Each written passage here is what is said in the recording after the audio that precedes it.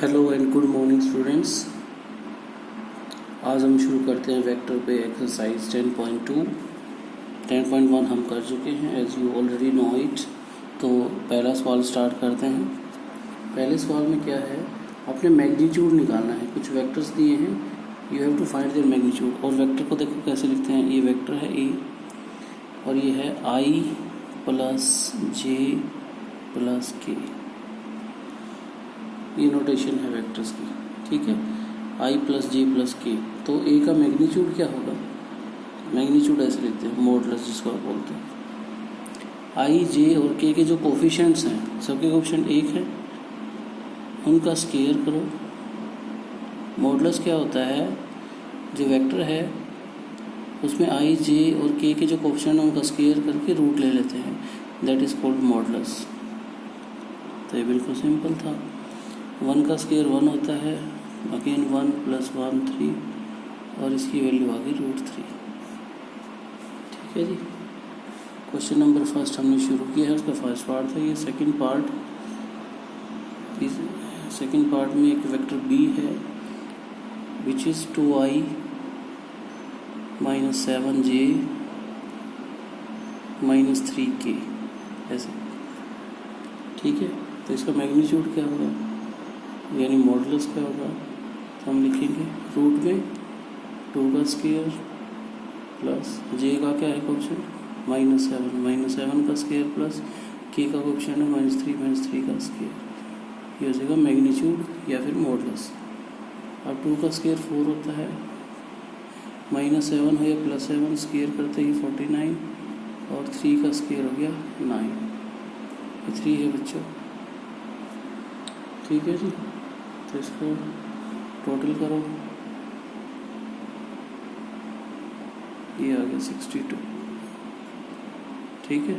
49 + 4 53 + 9 62। तो √62 आ गया मैग्नीट्यूड इसका। थर्ड पार्ट है इसका सी इज ए वेक्टर, उसमें है 1/√3i प्लस 1/√3j -1/√3k। तो जो मॉडुलस निकलेगा इसका हम स्क्वायर करेंगे, 1/√3 का स्क्वायर प्लस 1/√3 का स्क्वायर प्लस 1/√3 का स्क्वायर, माइनस है इसमें -1/√3 का स्क्वायर। ओके जी। अब स्क्वायर खोलेंगे तो ये हो जाएगा 1/3, ये हो जाएगा 1/3, ये हो जाएगा 1/3। तो इसकी वैल्यू कितनी आ गई, एलसीएम 3 आ गया, ऊपर भी 1 + 1 + 3 दैट इज़ 3/3। तो ये 3/3 आ गया और 3/3 कितना होता है 1, और 1 का रूट भी कितना होता है 1। तो इसकी वैल्यू आ गई 1। तो ये था क्वेश्चन नंबर 1, बिल्कुल इजी। मैग्नीट्यूड कैसे निकालते हैं, इस मैग्नीट्यूड क्या है, जो भी वेक्टर आपको गिवन है उसमें जो आई जे के हैं कंपोनेंट्स उस वेक्टर के, उनके कोफिशिएंट्स का स्क्वायर करो और रूट ले लो, उसको बोलते हैं मैग्नीट्यूड। 2 नंबर का सम यहाँ से बार बार आता है बोर्ड एग्ज़ाम में, तो इसको अभी मिटा देते हैं। एक बार फिर से देख लीजिए।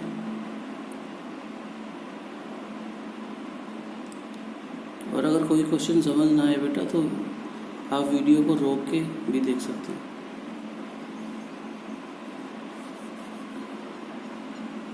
ये 3 × 1 = 3 काट दिया था हमने, तो इसको ऐसे भी शो कर सकते हैं 3/3 और ये आ गया 1, बस डायरेक्ट ऐसे लिख सकते हैं। तो अब चलते हैं क्वेश्चन नंबर 2 पे। इससे पहले इसको इरेज कर देते हैं।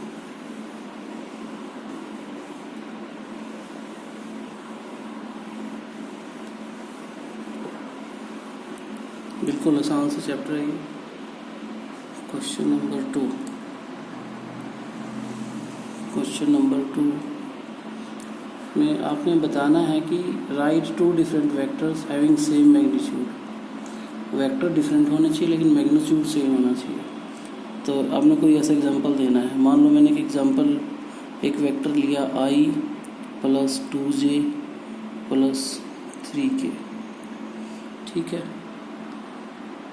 क्योंकि हमने मैग्नीट्यूड सेम रखना है तो मैं क्या करूँ, कोफिशिएंट्स को आगे पीछे करके लूँ। तो इसका मैग्नीट्यूड क्या होगा, इसका मैग्नीट्यूड हो जाएगा 1, क्योंकि i का कोफिशिएंट क्या है 1 है, j का कोफिशिएंट 2 है 2 का स्क्वायर, और इसका कोफिशिएंट क्या है 3 का स्क्वायर। तो ये हो जाएगा आपका 1 का स्क्वायर 1 होता है, 2 का 4 होता है, 3 का 9 होता है। तो ये आंसर आ गया आपका √14। अब मैंने कोई ऐसा वेक्टर देखना है हमने जिसका मैग्नीट्यूड 14 है। कोई बहुत सारे बन सकते हैं, लो जी अब की बार हम 3i ले लेते हैं, j और k को ऐसे ही रख देते हैं। चलो किसी एक पर 2 ले लो, तो इसका जब मॉडल्स निकालोगे वो भी क्या आएगा 3 का स्क्वायर, और j का कोफिशिएंट है 1 का स्क्वायर, k का कोफिशिएंट है 2 का स्क्वायर, ठीक है जी। कितना आ गया 9 प्लस 1 प्लस 4 दैट इज √14। तो b एक ऐसा वेक्टर है, ठीक है। दो vector a and b are the vector such that their magnitudes are same, ठीक है। तो a और b दोनों ऐसे वेक्टर हो गए जिनके मैग्नीट्यूड सेम। ऐसे बहुत सारे ले सकते हो, क्योंकि देखो इस 14 आना चाहिए, आप यहाँ पे 3 रख लो, यहाँ पे 2 रख लो, यहाँ पे 1 रख लो। इस तरह से a को भी चेंज कर सकते हैं, ऐसे करके हम बहुत सारे बना सकते हैं, ठीक है जी। तो ये था क्वेश्चन नंबर 2। थर्ड क्वेश्चन, इसमें कह रहा है कि 2 डिफरेंट वेक्टर्स जिनकी खाली डायरेक्शन सेम हो, मैग्नीट्यूड अलग हो सकता है। Right 2 different vectors. तो स्टेटमेंट मैं लिखूंगा नहीं, स्टेटमेंट बुक में है आपके, ठीक है। तो अपने 2 ऐसे वेक्टर लेने जिनकी डायरेक्शन सेम हो। तो एक मान लो वेक्टर मान लेता हूँ i plus j plus k, ये वेक्टर ले लिया मैंने, ठीक है। पता कैसे चलेगा कि उनकी डायरेक्शन सेम है, उसके लिए हमें ना डायरेक्शन कोसाइंस निकालने पड़ेंगे, और डायरेक्शन कोसाइंस कैसे निकालते हैं ये मैं बताऊंगा बच्चों आपको। तो मैंने एक वेक्टर ले लिया a, ठीक है। इसके मैं डायरेक्शन कोसाइंस निकाल के दिखाऊंगा। डायरेक्शन कोसाइंस को शॉर्ट में लिखते हैं DCs, direction cosines. D stands for direction, C माने कोसाइन ऑफ a, इस वेक्टर a के, ठीक है। कैसे निकालेंगे, ये होता है i का कोफिशिएंट, i का कोफिशिएंट क्या है पे 1 अपॉन, बाकी जैसे मैग्नीट्यूड निकालते हैं, यानी i के कोफिशिएंट का स्क्वायर प्लस j के कोफिशिएंट का स्क्वायर प्लस k के कोफिशिएंट का स्क्वायर, ठीक है। और सिमिलरली फिर j का ले लेंगे, j का भी वही है j का, और नीचे तो सेम आएगा i का स्क्वायर, i के कोफिशिएंट का स्क्वायर, j के कोफिशिएंट का स्क्वायर एंड k के कोफिशिएंट का स्क्वायर। ये सेकंड आ गया।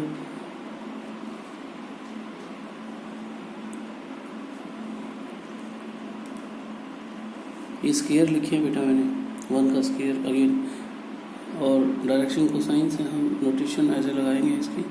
और तीसरा कंपोनेंट क्या है k वाला, और k का कोफिशिएंट क्या है यहाँ पे 1, तो k के लिए भी 1, और नीचे फिर वही i के कोफिशिएंट का स्क्वायर प्लस j के कोफिशिएंट का स्क्वायर प्लस k के कोफिशिएंट का स्क्वायर।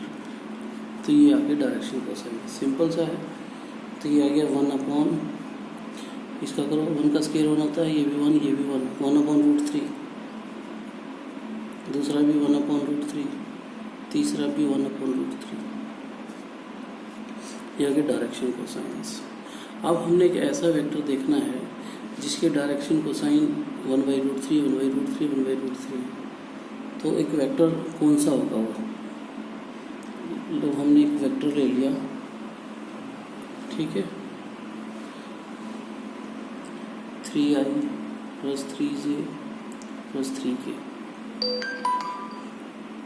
इसके डायरेक्शन कोसाइंस निकालेंगे, ठीक है। इसके डायरेक्शन कोसाइंस निकालेंगे तो वो भी वही आएंगे। तो मैं लिखता हूँ DCs, direction cosines of b। अब मैं डायरेक्ट करूँगा 3 अपॉन, क्योंकि पहले का कोफिशिएंट फर्स्ट के लिए डायरेक्शन कोसाइन निकालते हैं जब, इसको बोलते हैं LMN, ठीक है। इसमें एलिमेंट निकालेंगे तो पहले वाला आई है जो उसका क्वेश्चन क्या है 3 और नीचे क्या है रूट लेना है 3 का स्क्वायर आई का क्वेश्चन का स्क्वायर जैसे पहले किया है प्लस जे का क्वेश्चन का स्क्वायर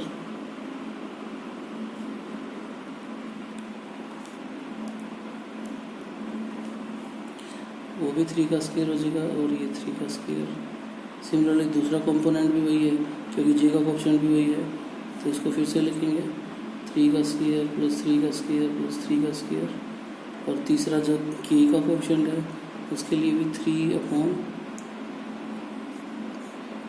का स्क्वायर प्लस 3 का स्क्वायर प्लस 3 का स्क्वायर। तो ये आ गई डायरेक्शन कोसाइन बी के। ये बन क्या गई 3 अपॉन ध्यान से देखो ये हो गया। पहले को सोल्व करेंगे 9 + 9 + 9 27 और 27 को हम क्या लिखेंगे 9 × 3 तो इसको 3√3 लिख सकते हैं। तो दूसरा भी 3/3√3 आ जाएगा तीसरा भी 3/3√3 आ जाएगा क्योंकि अंडर रूट में क्या है 27 आया है ना और 27 को क्या लिखेंगे 3√3 तो 3 से 3 काट दो ये 1/√3 तो ये आंसर आ गया हमारा 1/√3 और 1/√3। तो हमने देखो पहले वाला चेक करो ए के डायरेक्शन कोसाइंस क्या थे वो भी 1/√3 और बी के भी क्या है 1/√3 और 1/√3। इस तरह से हम दो डिफरेंट वेक्टर्स हैं। डिफरेंट क्यों हैं क्योंकि इनके मैग्नीट्यूड अलग है। पहले का मैग्नीट्यूड निकाल लेंगे तो अलग आएगा अगर पहले का मैग्नीट्यूड निकालेंगे तो √3 आएगा और दूसरे का मैग्नीट्यूड निकालेंगे तो √27 आएगा। तो दोनों वेक्टर्स डिफरेंट है लेकिन डायरेक्शन सेम है। डायरेक्शन के लिए ऑलवेज हमें क्या निकालना है डायरेक्शन कोसाइंस। एक बार फिर से ये थर्ड का पूरा पार्ट देख लो। सेकंड में देखो हमें 2 वेक्टर निकालने थे जिनकी मैग्नीट्यूड सेम हो ठीक है और थर्ड में हमने 2 डिफरेंट वेक्टर जिनकी डायरेक्शन सेम हो। तो एक तो लिया था ए आई जे के डायरेक्शन कोसाइन निकाल दिया हमने ए के और दूसरा लिया था बी और बी के ये डायरेक्शन कोसाइंस।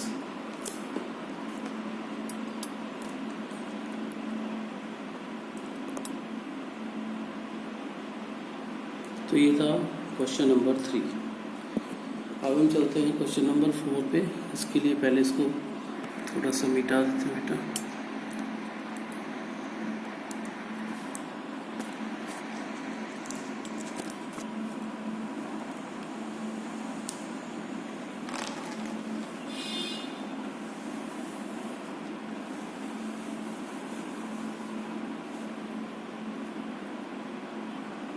और क्वेश्चन नंबर 4 में बताऊँ आपको आपके पास वेक्टर्स हैं 2 अलग अलग वेक्टर्स हैं ठीक है। उससे आपने वैल्यूज़ निकालनी है इसमें। इसको मैं 1 मिनट साफ कर देता हूँ।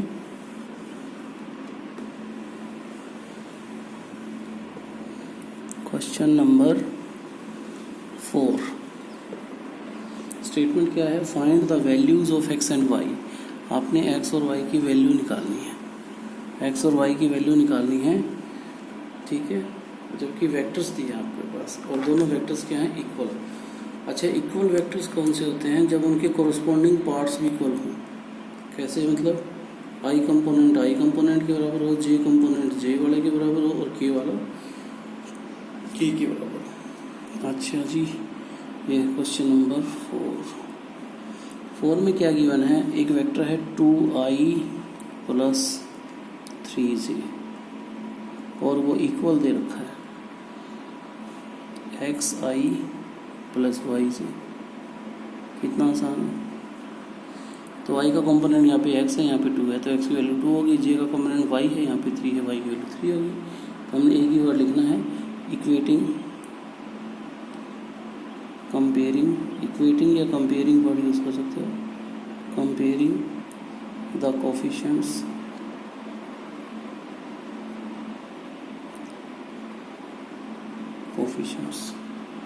Comparing the coefficients of like terms ठीक है। तो यहाँ से इम्प्लाइज x = 2 क्योंकि यहाँ पे i का कंपोनेंट क्या है x है और i का यहाँ पे x है यहाँ पे कितना हो गया 2। और यहाँ पे जे का वाई है, यहाँ पे हो गया 3, वाई इक्वल टू 3। ये था सवाल, बिल्कुल सिंपल सा। ठीक है जी। तो ये क्वेश्चन नंबर 4 हो गया। 5 में कह रहा है कि आपने कंपोनेंट निकालने हैं, स्केलर भी और वेक्टर भी। आपको पॉइंट्स दिए हुए हैं, इनिशियल और फाइनल पॉइंट्स। हम उसका कोई नाम रख लेते हैं। इनिशियल पॉइंट है कि मान लो ए ये है, इसके कंपोनेंट हैं 2, 1, ये यहाँ पे पॉइंट है। और ये मान लो फाइनल पॉइंट है बी, इसके कंपोनेंट है -5, 7। ठीक है जी। तो पहले तो हम क्या करेंगे, ए बी को ज्वाइन करेंगे तो ए बी बन गया। मान लो ये इसके कंपोनेंट है x1 y1, ये हो जाएगा x2 y2। तो ये मान लो ये x1 है, ये y1 है, आपको समझाने के लिए लिख रहा हूँ। x2 है, ये मान लो y2 है। तो कैसे होगा, x कंपोनेंट में से x माइनस होता है, यानी 5 - 2 इंटू आई। ठीक है जी, क्योंकि 2 ही है तो आई थर्ड भी होता, तो आई जे और के भी होता। तो -5 - 2 इंटू आई प्लस 7 - 1 इंटू जे, क्योंकि 2 ही कंपोनेंट है तो आई और जे ही आएगा। तो इसकी वैल्यू आ गई -7i प्लस 6j। ऐसे निकालेंगे, ये डिस्टेंस है तो डिस्टेंस ऐसे लगा देंगे हम इसके ऊपर।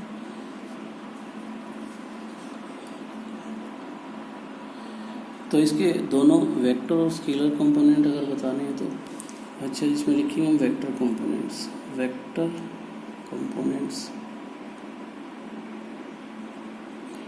वेक्टर कंपोनेंट है एक तो -7i और दूसरा है 6j। ये तो वेक्टर कंपोनेंट है। अगर इसको स्केलर में लिखना है तो फिर i j नहीं लिखेंगे, स्केलर कंपोनेंट्स। तो -7 एंड 6, ये है वेक्टर एंड स्केलर कंपोनेंट्स। तो ये था बिल्कुल आसान सा सवाल। ठीक है जी। इसके बाद क्वेश्चन नंबर 6 पे चलते हैं। बिल्कुल आसान है हर एक सम। क्वेश्चन नंबर 6 पे हमारे को 3 वेक्टर्स गिवन है, उनका सम करना है। कितना इजी है देखो। एक वेक्टर है A, that is i - 2j plus k। ठीक है जी, ये हमारा वेक्टर ए है। वेक्टर बी गिवन है हमें, वेक्टर बी है 2i - 2i -2i plus 4j plus 5k। और वेक्टर सी है i - 6j और j माइनस के 7k। हमें करना क्या है, ऐड करना है, सम करना है। That is a plus B plus C, तीनों वेक्टर है सम। तो बेटा ये बिल्कुल इजी है। ऐड करें या सब्ट्रैक्ट करें, आई कंपोनेंट आई के साथ ऐड होगा, 2 है तो 2 का, 3 है तो 3 का, जे के साथ और के के साथ। तो बिल्कुल सिंपल है। यहाँ पे आई का ऑप्शन क्या है 1, हम 1 लिख देंगे। यहाँ पे क्या है -2 लिख देंगे और यहाँ पे फिर 1 प्लस का 1 इंटू आई। ये आई कंपोनेंट इकट्ठे कर दिए। अब जे की बारी आई तो प्लस जे में इसका -2 है, -2 लिख दिया। इसका +4 है, +4 लिख दिया। इसका -6 है, -6 लिख दिया इंटू जे कंपोनेंट। और सिमिलरली हम के लिए लिख देंगे। के उसका कितना है, के का ऑप्शन यहाँ पे 1 है तो मैं 1 लिखूँगा। और जी इसमें के का प्लस का 5 है, 5 लिखा जाएगा। और माइनस का 7 है, क्योंकि थर्ड वाले में माइनस का 7 है, ये वाला। बस इनको ऐड कर दीजिए। यहाँ पे 2 प्लस के हैं, 2 माइनस के हैं, तो 0i हो गया। अगर 0i है तो उसको लिखने की ज़रूरत नहीं होती, वैसे एक बार दिखा दिया आपको। अब देखते हैं ये प्लस आएगा कि माइनस। -6 और -2, माइनस के तो 8 है और प्लस के 4 है, यानी माइनस के आ गया हमारे पास 4j सॉरी। और के कितना आएगा, -7 प्लस के 6, यानी माइनस का 1 को लिखते हैं माइनस के। तो ये इसको दोबारा से लिखेंगे तो आई लिखने की जरूरत नहीं, क्योंकि कंपोनेंट 0 है। इस जगह -4j माइनस के। ये है सम ऑफ 3 वेक्टर्स। तो ये बिल्कुल आसान से सम है मेरे बेटा, ठीक है, किसी को कोई दिक्कत ही नहीं आने वाली। तो ये था क्वेश्चन नंबर 4, 5 एंड 6। आप फिर से देख सकते हैं यहाँ पर।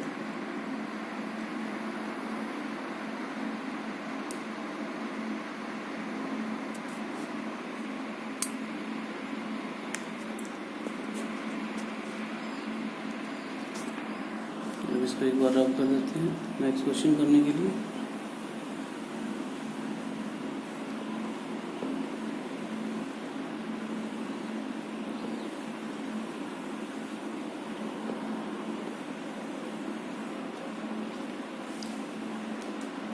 नेक्स्ट क्वेश्चन में unit vector in the direction of vector. ये बहुत इंपॉर्टेंट सम बेटा, ये बार बार आता है एग्जाम में और बिल्कुल सिंपल है। जब भी हमें निकालना हो unit vector in the direction of A vector, तो हमें क्या करना होता है, उसका फॉर्मूला क्या है। तो यूनिट वेक्टर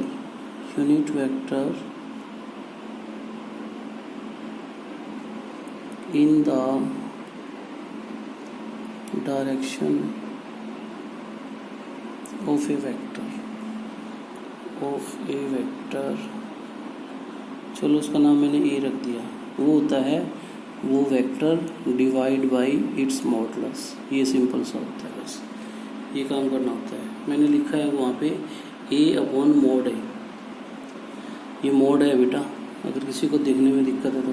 अच्छा, इसमें जो वेक्टर दिया उसका मैं नाम रखता हूँ ए। हमने ए अपॉन मोड ही करना है बस।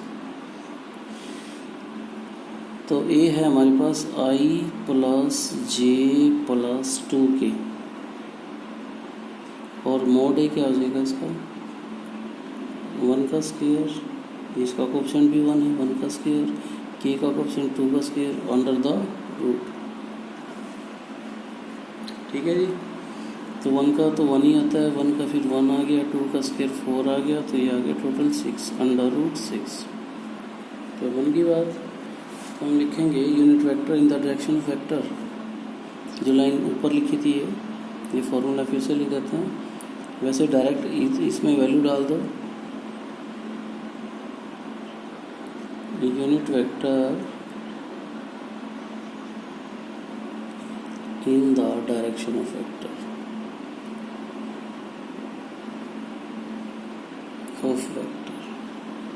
और वेक्टर क्या है हमारे यहाँ पे ए।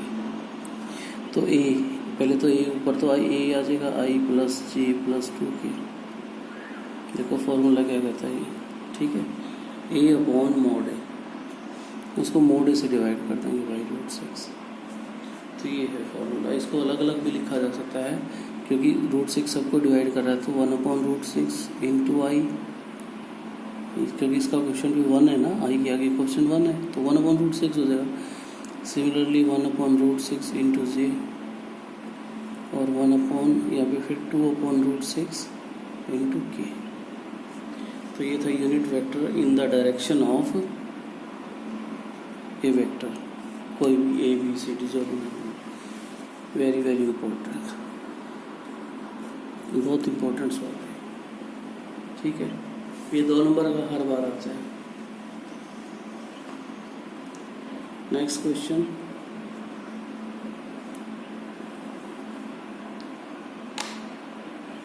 Question number 8। क्वेश्चन नंबर 8 में क्या है, फाइंड यूनिट वेक्टर। इसमें अब फिर देखो यूनिट वेक्टर निकालना है, जैसे अभी निकालना था। Find unit vector in the direction of P Q, यानी 2 पॉइंट दे रखे हैं, पी क्यू निकालना है। पहले तो पी क्यू निकालेंगे, पॉइंट्स हैं, एक मान लो पॉइंट पी है, उसकी डायरेक्शन, उसके जो पॉइंट्स हैं वो हैं 1 2 3, 1 2 3, और क्यू है हमारे पास, ये मान लो पी पॉइंट है, ये क्यू पॉइंट है, ठीक है। क्यू के जो पॉइंट्स हैं वो हैं 4 5 6। तो हम इन दोनों पॉइंट से पी क्यू बना लेंगे। पहले तो पी क्यू जैसे कि लास्ट समय किया था हमने, तो उसको कैसे निकालते हैं, x2 माइनस x1, ये हो जाएगा x1 ये y1 और ये z1, ये है x2, ये y2 और ये z2। तो ये जगह 4 - 1 इंटू आई प्लस 5 - 2 इंटू जे और 6 - 3 इंटू के। ये पहले हमने पी क्यू निकाल लिया। तो 4 - 1 3 होता है, 3i हो गया आपका, और 3 ही जे हो गया, और 6 - 3 ही के हो गया। ठीक है, अब हमने जो यूनिट वेक्टर निकालना है इस इन the direction of P Q निकालना है। तो सिंपल है, पी क्यू अपॉन मॉडुलस। तो ये इस पी क्यू का मॉडुलस निकाल देंगे यहाँ पे। पी क्यू वेक्टर है तो वेक्टर फॉर्म में इसका मॉडुलस निकाल देते हैं। 3 का स्क्वायर। मॉडुलस आपको मैं कई बार बता चुका हूँ कि मॉडुलस क्या होता है, किसी भी वेक्टर का मॉडुलस उसके जो कोफिशिएंट्स हैं ना, आई जे के कोऑर्डिनेट्स जो हैं उनके कोफिशिएंट्स का स्क्वायर करो, ऐड करो, रूट ले लो। स्क्वायर 3 का स्क्वायर, 3 का स्क्वायर। ठीक है जी। तो ये 9 + 9 + 9 दैट इज √27। तो हमें एक लाइन लिखनी है बस, unit vector in the direction of PQ। PQ की डायरेक्शन में वो क्या होगा, हो जाएगा PQ अपॉन मोड PQ। तो PQ क्या है हमारा, PQ ये है 3i + 3j + 3k। अच्छा, इसको मैं लिख सकता हूँ 3√3, क्योंकि 9 × 3 आता है ना, ये 9 का रूट निकल के बाहर 3 हो गया और अंदर 3 रह गया। 3√3 divide by mod P Q क्या है 3√3। अब हर बार 3 से 3 कट देगा तो ये बन जाएगा 1/√3 इंटू आई, यह जगह 1/3√3 इंटू जे और 1/√3 इंटू के। तो ये था जो हमने निकालना था unit vector in the direction of P Q. तो ये था क्वेश्चन नंबर 8। अब चलते हैं क्वेश्चन नंबर 9 पे। बिल्कुल इजी से सम चल रहे हैं बच्चों, आप सभी ने अच्छे से देखना है वीडियो, और बेटा इसको सब्सक्राइब किया करो, और सभी बच्चे सब्सक्राइब करें और औरों को भी मोटिवेट करें और शेयर करें। ठीक है, तो क्वेश्चन नंबर 9 पे चलते हैं।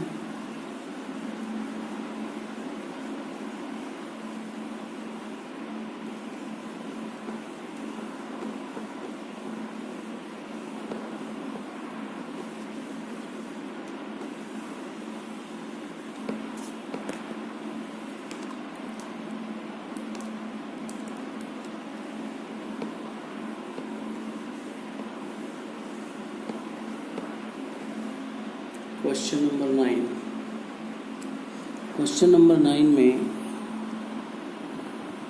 आपको सम ऑफ 2 वेक्टर्स निकालना है।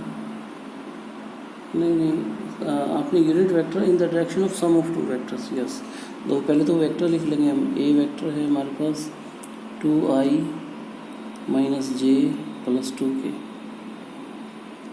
बी वेक्टर है -i + j -k। तो हमने निकालना है unit vector in the direction of a + b। तो पहले हमें a + b निकालना है, a + b। तो 2 - 1 इंटू आई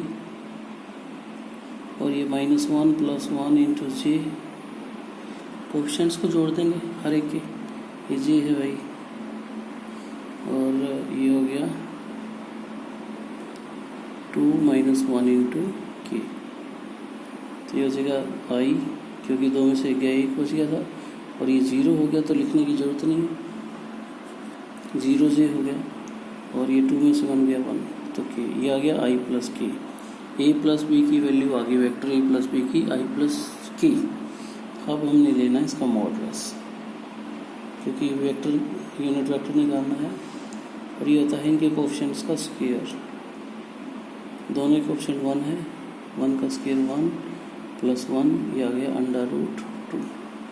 तो बस एक लाइन लिखनी है कि unit vector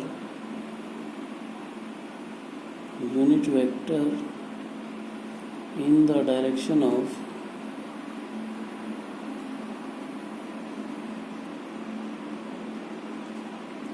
A plus b, क्योंकि ए प्लस बी की डायरेक्शन में लिखना है और वो सिंपल है, जिसकी डायरेक्शन में लिखना है पहले ऊपर वो आएगी क्वांटिटी, यहाँ ए प्लस बी है तो ए प्लस बी आ जाएगा और नीचे उसका मोड आ जाएगा। बिल्कुल इजी सा है ये। तो ये आ गया आई प्लस के डिवाइड बाई रूट 2। इसको आप चाहो तो अलग अलग लिख सकते हो, यानी 1 by root 2 i plus 1 by root 2 k. ये था ये सम, बिल्कुल आसान। क्वेश्चन नंबर 9 था। इसके बाद चलते हैं क्वेश्चन नंबर 10 पे।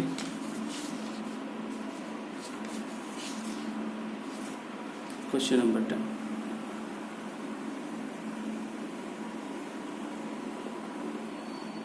क्वेश्चन नंबर 10 में स्टेटमेंट सुनिए एक बार पहले आप सभी, क्योंकि स्टेटमेंट समझ नहीं आएगी तो सम नहीं आ पाएगा आपको।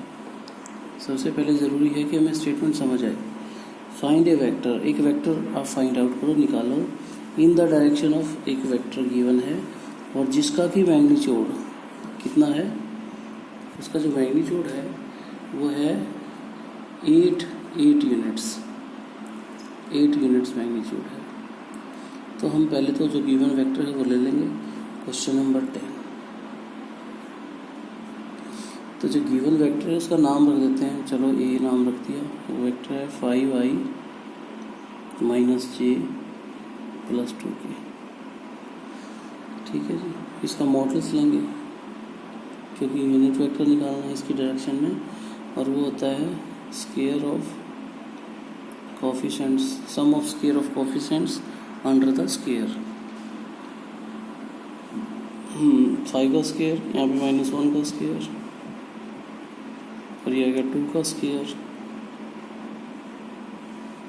5 का स्क्वायर 25 हो गया, 1 का 1 हो गया, 2 का 4 हो गया, इसकी वैल्यू आ गई 25 प्लस 5 अंडर रूट 30, ठीक है जी। अच्छा, पहले यूनिट वेक्टर निकालते हैं। Unit vector in the direction of A, जो हमने निकालना in the direction of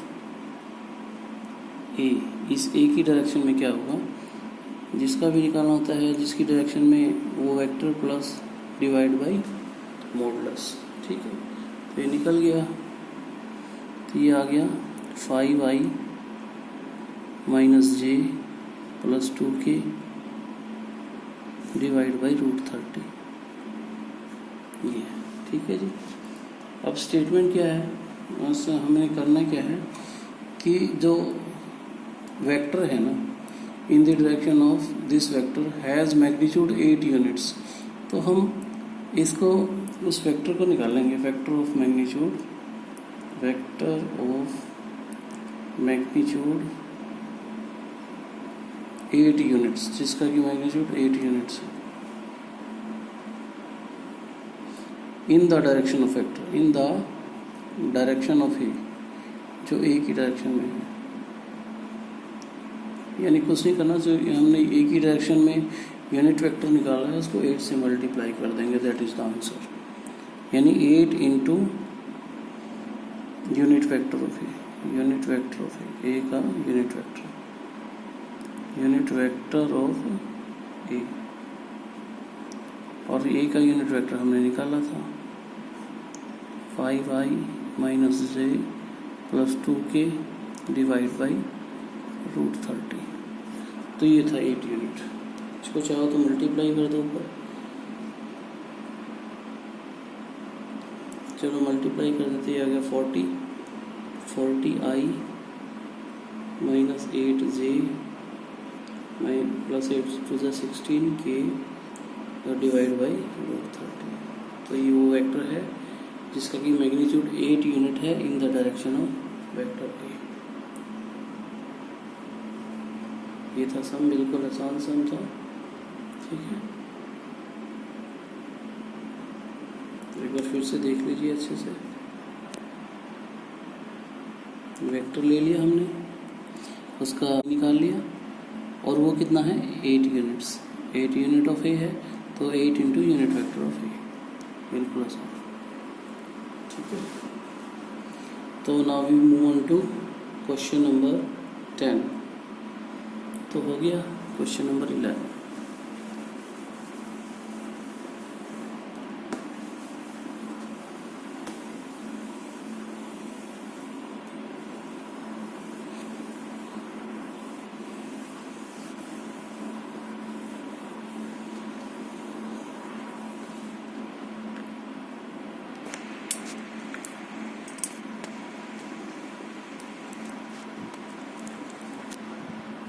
question number 11 में हमने दिखाना है, हमारे पास दो वेक्टर हैं, नाम रख देते हैं हम क्वेश्चन नंबर 11 में, show that the vectors are collinear. अच्छा, कोलिनियर की कंडीशन क्या है? सिंपल है, अगर एक वेक्टर दूसरे का कोलिनियर है तो मान लो एक के टाइम्स दूसरा वेक्टर आएगा, लैम्डा टाइम्स के टाइम्स 3 टाइम्स 2 टाइम्स। अगर एक वेक्टर दूसरे का 2 टाइम्स 3 टाइम्स के टाइम्स है तो हम कहेंगे कि वेक्टर्स क्या हैं, कोलिनियर है।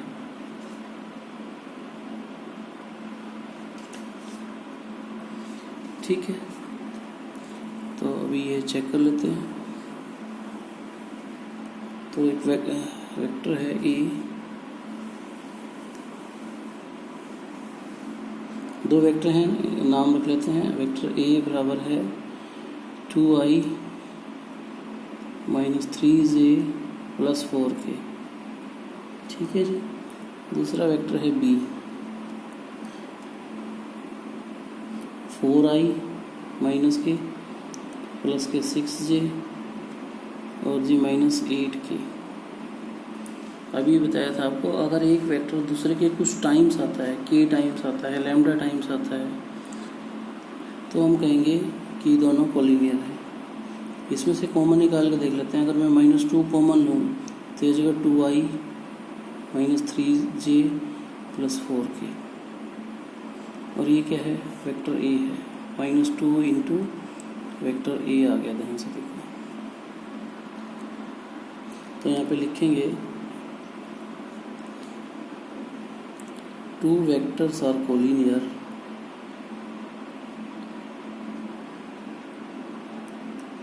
vectors are collinear 2 vectors are collinear if, अच्छा वेक्टर्स भी लिख देते हैं। मान लो एक वेक्टर ए है, दूसरा वेक्टर बी है। If B is lambda times A, वो लैम्डा की वैल्यू कुछ भी हो सकती है, 1 2 3 4। ठीक है, तो यहाँ पे वही है, इम्प्लाइज, क्योंकि जो बी है वो है -2 टाइम्स ए है यहाँ पे, यानी लैम्डा की वैल्यू कितनी होगी 2। अगर एक वेक्टर लैम्डा टाइम्स या कुछ भी टाइम्स है, 2 टाइम्स 3 टाइम्स है, तो हम कहेंगे दोनों वेक्टर्स के हैं collinear. Hence A and B are collinears. Collinear का मतलब एक ही लाइन पे, यानी एक ही डायरेक्शन में, और ये दोनों कोलिनियर है।